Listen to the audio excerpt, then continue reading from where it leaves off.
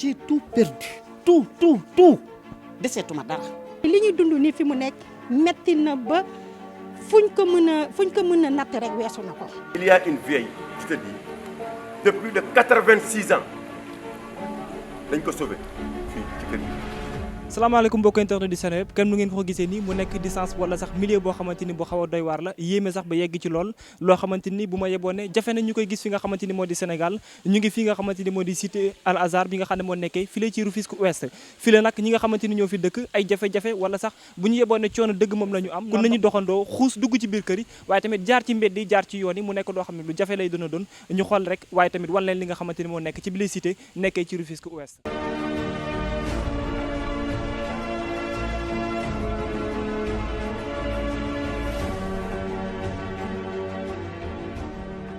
gisin bu ñu ko doon natt mu mel ni loo xam ne rek mën nañ ko méngale ak dex wala sax dee boo xam ne kenn xamul àppam fu mu toll lii moom la ñi nga xam ne ñoo dëkkee fii ci cité Cyprès ba Al Azhar nekkee ci Rufisque Ouest di dund saa su nekk moo ni day ñi fi dëkk ñoom jafe-jafe dëgg la ñu am ngir rek dugg ci seen biir kër yi wala biir kër yooyu la sax daanaka moo amatul njëriñ ci ñoom ndax jafe-jafe yi la nga xam ne moom la ñuy dund.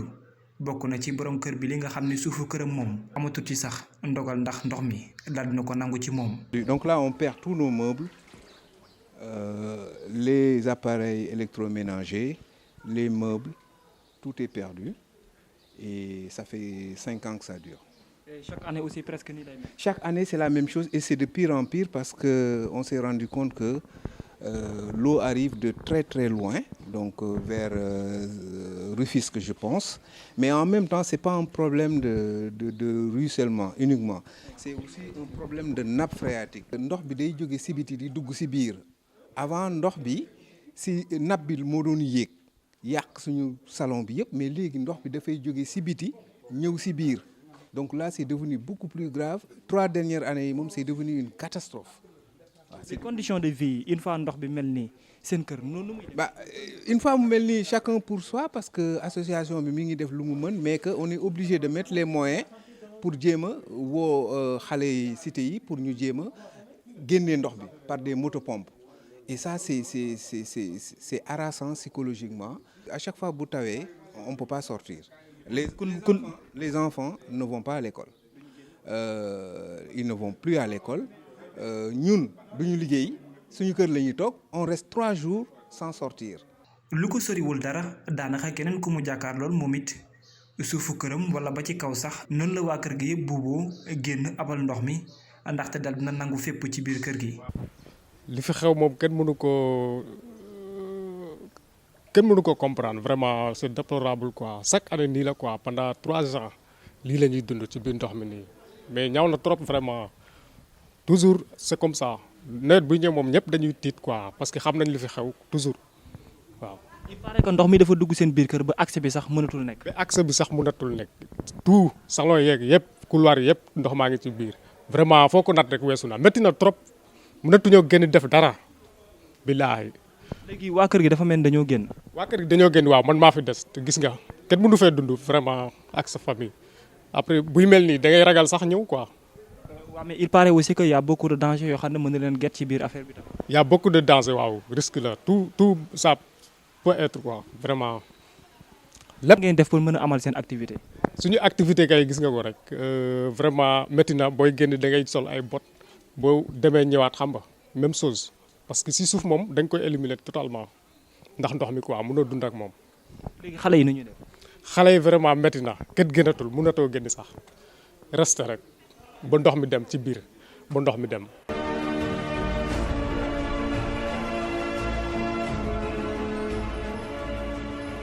lépp daanaka di ci biir ruq bi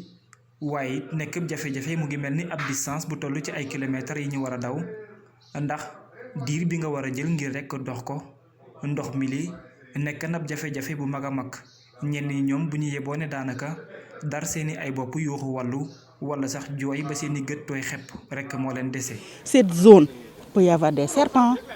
et autre chose, c'est très difficile. Ce qu'on est en train de vivre pendant des années, ñu koy muñ sincèrement parler métti na. Suñuy ustensiles de cuisine, suñuy appareil électroménager, on peut dire que tous les ans dañ koy changer parce que day jël ndox waxatuma loolu sun carrelage yi salon yi ak carrelage waañ mi ndox bi dafay génn comme ça dafay ball on ne sait pas nappe phréatique bi moo jege ou pas on ne savait pas bi ñuy jënd fii que c'était une zone inondable sinon doo fi ñëw di fi dëkk di investir transport. mais depuis ay années bu fekkee mu ngi mel ni normalement kon waroon na mën a am saafara. bien sûr te depuis boobu ñu ngi topp ci gannaaw soit la CIPRES soit les autorités pour ñu jàppale ñu ci mais jusqu'à présent amuñ benn solution moo tax tey jii ñu jóg pour nag ñu jàppale ñu parce que buñ bàyyee nii suñ kër yi dañuy daanu kër yoo xam ne dafay jël ndox gis ngeen mur yi ni mu tooyee kër yëpp a guux ndox. donc du coup yow chaque année da ngay defar sa peinture mu jëlaat ndox mi chaque année yaa ngi changer mobilier chaque année tu es dans des problèmes yaa ngi dugg ci ndox mi di xuus di dem avec tous les risques qu'il y a comme vous voyez c'est des bottes que l'on porte suñuy togg suñuy kër yi léegi ci suñu palier yi lañ koy defee c'est très difficile ce qu'on est en train de vivre te on voudrait vraiment avoir une solution à ce problème. kile moom li ko gën a naqari moo di ne rek xew-xew bi am ci biir këram métti lool ci xol ci déggin. man sama goro laa dëkkal. dañuy obligé à plus de 80 ans 86 ans néegam tànk yi day ndox bi day dugg ba ci biir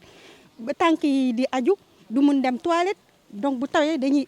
essayer yéegal ko 2e niveau pour mu mën a am jàmm metti na lool parce que biñ fiy dëkk si xalaatuñu woon ni conditions yi la ñuy dëkkee. ndaw si lay moom it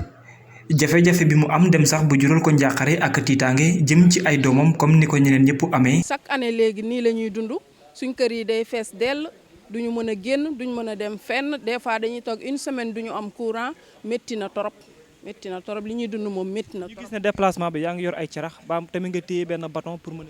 a. waaw parce que bu ko deful da ngay daanu déjà fii dafa am ban léegi nag boo duggee ci ndox mi gisoo sànq dama bëggoon a daanu kii moo ma sànni bant bi pour ma jàpp si gis nga samay daal dama ko mujj dindi pour mu bañ a des tànki neen gis nga samay tànk nii gis nga tànki neen laa yor di dox. am na nag ñu am moyen jënd daal li sol ko mais tamit métti na lool ni ñuy dund fu mu toll nii nañ ñu si dimbale bu ñu mënee dimbale ñu si parce que dañoo njaboot yor ay xale yu ndaw. bu mag di dund lii nu xale war a mën a def. xale nu muy def déjà sama doom bu jigéen bi ñemewul dugg si ndox mi boo waxee mu ne maman ndox mi dafa am ay sax duma ci dugg pour mu jàngi problème la nan laa koy def ak yor ay xale yu ndaw déjà mënuñoo génn te foog ñu jàngi dañuy def examen.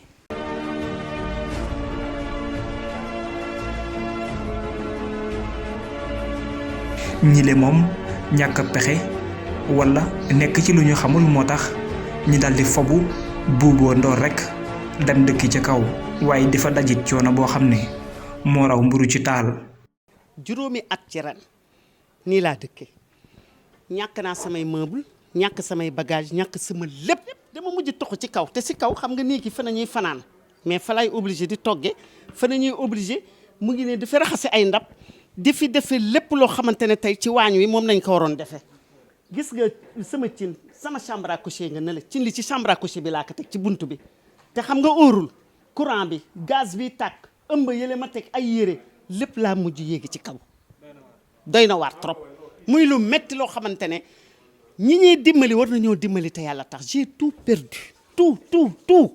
deseetuma dara. ginnaaw kàddu yooyu la dal di jib leneen li nga xam ne daal nañ ko fësal moo di rek ay artu la ñu dal di jox résultat bu Sénégal ne bañuñ ci sax dem ba porter plainte waaye tamit faaw rek ñoom tam ñu def seen kéem kàttan ba dimbali leen ndaxte fu mu toll nii dañoo dal di sës te boobu moytuwulee sax bañuñu ci dem ba wàcc ci mbedd mi dal di yëngal. danger bi ñu nekk bombe bi ñu nekk dafa doy waar mosuñu yuuxu nag mais dañoo dem ba sonn ñu ne daal il faut que nit ñi génn ñuy yuuxu. responsabilité yi si plusieurs niveaux la CIPRES bi nga xam ne moo ñu jaay kër yi. jaay ñu cité boo xam ne après dinañ leen wan panneau yi c'était avec assainissement avec tout ce qu'il faut c'était calme moo tax ñu bàyyi investissement yi ñu mënoon def biir Dakar ñun ñëpp ñu bàyyi investissement yi ñëw ba fii jënd suñu cadre de vie parce que li ñu indi fii cadre de vie bi moo ñu fi indi donc CIPRES d'une manière ou d'une autre sa responsabilité est engagée les autorités aussi parce que bu ñuy discuter ak CIPRES parfois dañu naan ñoom bi ñuy tabax tali bi nekk fi woon léegi tali bi dafay yëg si kaw moo tax ndox mi mënu dem donc que ça soit AGEROUTE que ça soit peut-être ONAS ak les autres autorités ñoom ñëpp seen responsabilité c'est engagé et c'est la raison pour laquelle ñun on pense que il faut que nit ñi toog autour d'une table mu nekk loo xam ne nag duñu bàyyi fii ak 6 mois 7 mois ñi lii mënuñu dund ak lii c'est des actions immédiates moom la ñu soxla wuñu moyen ak long terme. barki démb benn xale moo doon noyé fi kenn moo ko gis ñëw jël si ko yaayam moo ko yónni woon si boutique mu doon noyé dañuy porter plainte pour non assistance à des personnes en danger ci ANABA la ñuy commencer après état du Sénégal ba pare ONAS ak la mairie am na lu ñuy seet comme la mooy corona bi mais lii moom nit mën na accepter lu nekk takk masque toog say kër respecter les barrières les mesures barrières mais nag dindi lii moom mënuñu ko nangu te lii bu juree dara fii la ñuy bloqué te ki bloque fii ku bloqué entrée Tëngéej bi fii bloqué nga Tëngéej avant ñu egg foofu nag je lance un appel au président au ministre de l'intérieur et au ministre de l'assainissement. daanaka ko yeboo sax na ñàkk pexe gi moom bari na lool fu mu fësee tax ñi nga xam ne ñoo dëkkee ci bile diwaan bu ñu yeboo ne li nga xam ne moo leen gënal ñaar bokk na ci mu di ay moto pompe yi génnee ndox bi seen biir kër waaye tamit yeneen matukaay yoo xam ne moom la ñu def daanaka or wala jama ndax mooy tax rek ñu mën a génn mu di daal boot yi lee ngeen di gis nekk loo xam ne daanaka sax moom mooy li ñu gën a fonk.